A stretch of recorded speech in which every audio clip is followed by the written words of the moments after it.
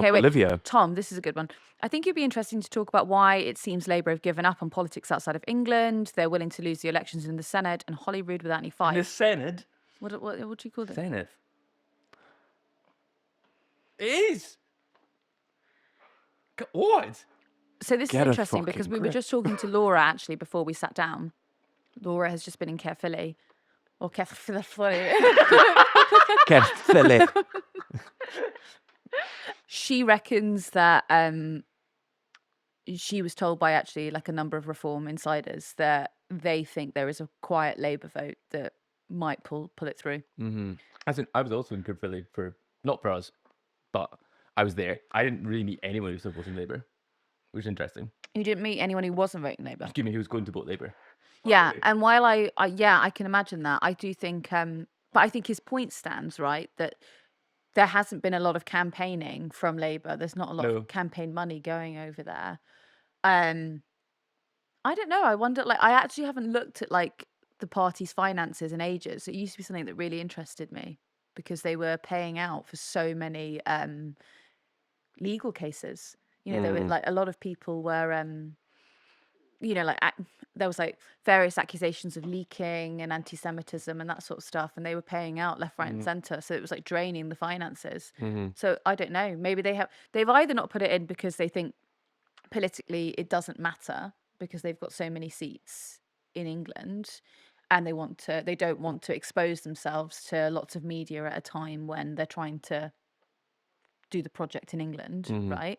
Or maybe this is like a purely positive thing because I genuinely haven't looked at it, but maybe they are running low on money.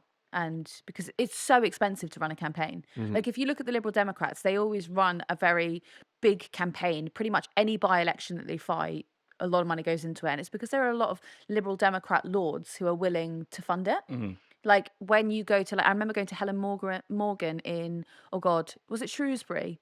I think it was. Sorry, I can't remember off the top of my head. But anyway, when I went to that campaign, you know, most of it was done out of this lord had this huge estate up there, and they basically just turned it into a campaign headquarters. It was a mansion. It was stunning. Wow. Like it was really beautiful. You could they do weddings there and stuff like that. You know, it's like a venue. They just turned it into a campaign headquarters.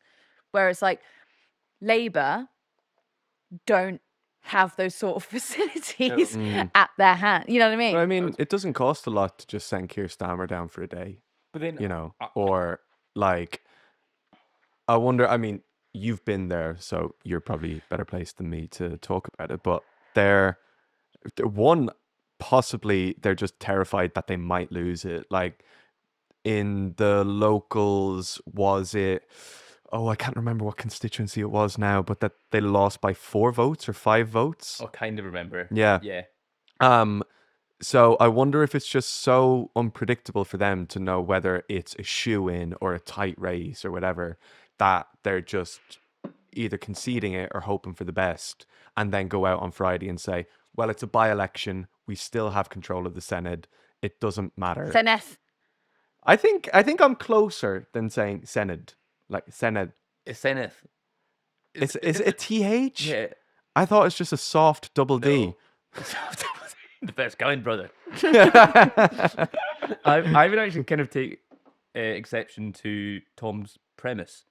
It seems like they're willing to lose the elections in Senate and Holyrood without any fight. They won the Hamilton by-election in June. And was there much of a campaign around it, though? and the Starmer was there. We interviewed Anna Of Starmer course there. you did, yeah. And so there was a massive campaign. I forget because the only picture that you took was you and John Swinney. Yeah, that's sorry, I didn't take one with Anna's. And I think maybe with, I'm sure Labour are campaigning in Caerphilly, and there was a really cringe video. I'm not the father figure one. When where he puts his fucking jacket over his shoulder. Like vote for this diva. And this like middle-aged man doing like a father figure. And it's like, it's cringe and bad. Yeah.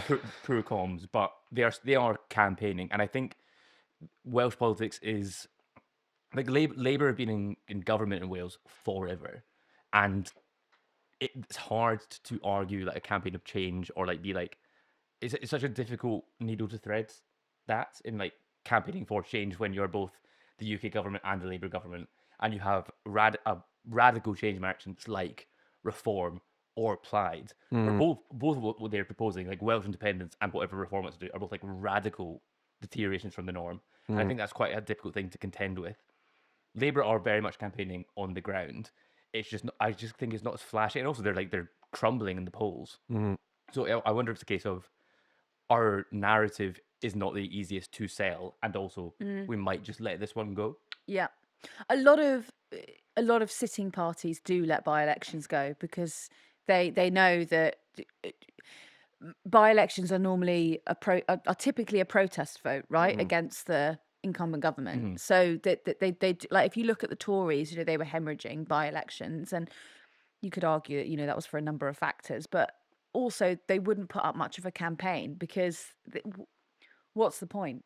You're essentially, you are exposing yourself to on the ground reporters, you're exposing yourself to the public at a time when it's much easier to just sort of use the broadcast rounds of a morning to just tell people about your national announcements than it is to actually have to get into a tete-a-tete with the voters. Yeah, take the punches on Friday morning, and that's It's a it. facade, really, Yeah. isn't it? It's like, it's about, I suppose it's a vanity thing in essence, isn't it? It's like, because you don't want the veil to slip.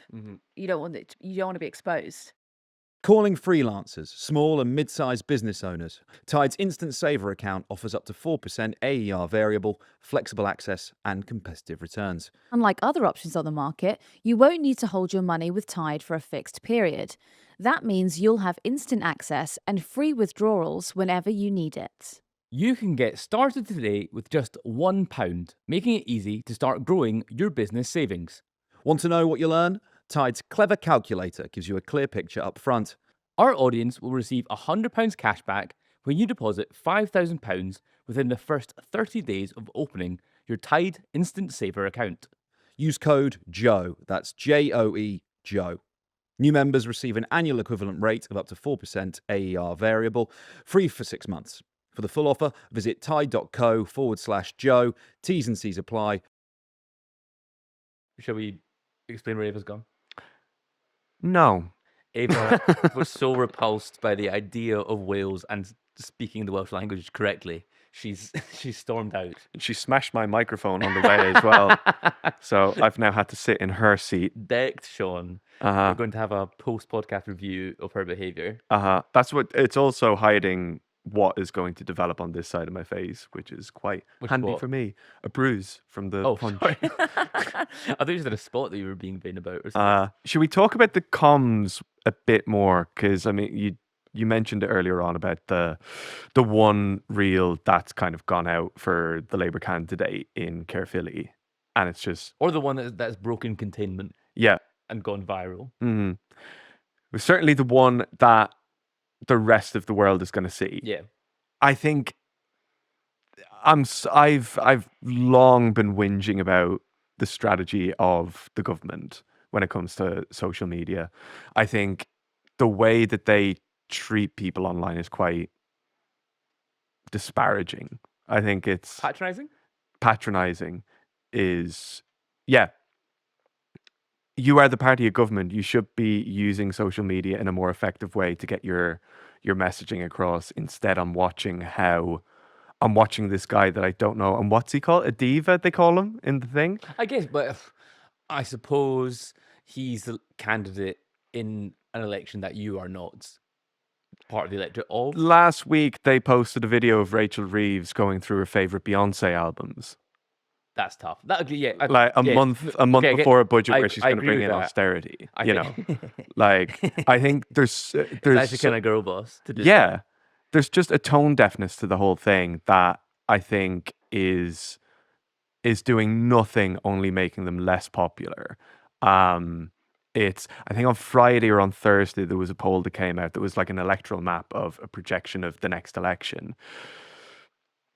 And obviously, as all of these things have been, reform, landslide, yada yada yada, but London is entirely green. Wow! Like really? there's not a speck of red in London. There's a couple of seats in the north that are still Labour. I think Labour are down to like 50-ish seats. And I'm not saying that their social media strategy is the entire factor behind that, but I think there's a characteristic at play there where you already had a tiny sliver of faith and trust when you were elected in 24. You've done nothing but squander any opportunity at compounding that support by continuing the policies of the Conservative Party, and in some cases following the Reform Party on policies as well. And in the meantime, you've got emergent parties like your party and the Green Party that are stealing your dinner. Rather than rectifying that in terms of policy, you then turn around and say, no, but wait. Did you know that Rachel Reeves is in the Beehive? Comment below and tell us what your favorite Beyoncé album is. It's so patronizing. But I think you kind of spoke to the heart of it there, is that comm strategy can't make up for failure in policy. Like, if the policy were popular and the country was doing well, you'd be like, oh, it's Rachel, come on, what's she like? Yeah. Like, at the heart of it is just a failure in But that's policy. interesting as well. Like, it's a completely fair point that if the going was good, everyone would be like, oh, she's cool. Keir brought a disposable camera to India. Wow. He's a laugh, isn't he? But like, how disconnected from the reality of like the May elections or the upcoming election in Caerphilly or any poll that has come out since July 2024, how disconnected do you have to be from that to think that there's going to be some like positive reception behind that comms? I think the comms is cringe. I'm not sure how different it could be, given they are a professional comms team in this current like political climate and like pattern, and this is the way we communicate. I do think it's a failure of policy rather than a failure of comms. Like, I just think that we would see it in such a different, because say they were posting really like contrite stuff, you'd be like, well, who's sharing that? Like, we as people who work in social media would understand that, and we'd be like, well, we would criticize that and be like, well, why are you like wringing your hands? Why are you like, you should be displaying some level of confidence. I think it's like the way we are perceiving the comms is a symptom rather than the problem. So you don't think the comms is bad? I do think the comms is bad. Yeah. But I think I think that's like I think the whole thing is bad. Yeah. And I just think as a result, that's how we're seeing the comms. Thanks to Tide and their instant savings account for sponsoring this week's podcast. New members receive an annual equivalent rate of up to 4% AER variable. Our audience will receive £100 cash back when you deposit £5,000 within the first 30 days of opening your Tide Instant Saver account. Use code JOE. For the full offer, visit tide.co/Joe. T's and C's apply.